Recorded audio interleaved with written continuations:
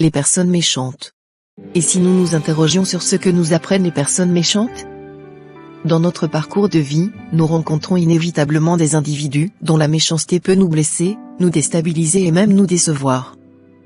Pourtant, derrière chaque interaction difficile, se cache une opportunité inestimable d'apprentissage et de croissance personnelle.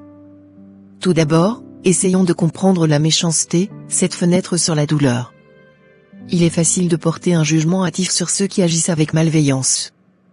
Pourtant, il est essentiel de comprendre que la méchanceté peut souvent être le reflet de la souffrance personnelle, de l'insécurité ou de la douleur d'autrui. Chaque personne a une histoire, et parfois, la méchanceté n'est qu'un cri silencieux, un appel à l'aide déguisé. En développant cette empathie, nous cultivons une force intérieure qui nous permet de mieux répondre à la négativité.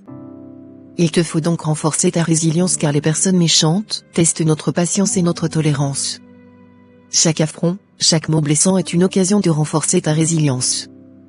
Au lieu de tomber dans le piège de la rancœur ou de la vengeance, tu peux choisir de répondre avec dignité et sérénité. Cela demande du courage, mais chaque fois que tu choisis de ne pas céder à la méchanceté, tu affirmes ta force intérieure et ta valeur. Concentre-toi sur tes valeurs. Oui, il est primordial de rester fidèle à tes valeurs, même face à l'adversité. Les personnes méchantes peuvent te pousser à réagir de manière impulsive, mais en te rappelant ce qui est juste et bon, tu peux choisir de répondre avec amour et respect. Cela te permet de créer un environnement respectueux autour de toi, où la méchanceté n'a pas sa place. Apprends tout de même à poser des limites. Eh oui. Rencontrer des personnes méchantes est également une leçon sur l'importance des limites. Savoir dire non et se protéger des influences négatives est un acte nécessaire pour préserver ton bien-être. Ces expériences t'enseignent à respecter tes propres limites et à valoriser ton espace personnel. C'est un exercice de confiance en soi qui te rend plus fort et t'aide à choisir des relations positives pour ton bonheur. Transforme autant que faire se peut la colère en action positive. C'est, à mes yeux, la meilleure manière de répondre. La colère ou la frustration que tu peux ressentir est une motivation pour le changement. Utilise ces émotions comme un levier pour agir, aider les autres ou t'engager dans des projets constructifs.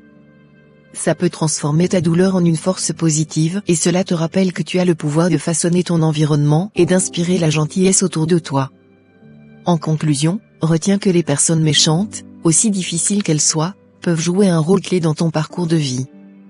Elles t'apprennent, malgré elles, l'empathie, la résilience, l'importance des valeurs, des limites saines et la possibilité de transformer la négativité en force.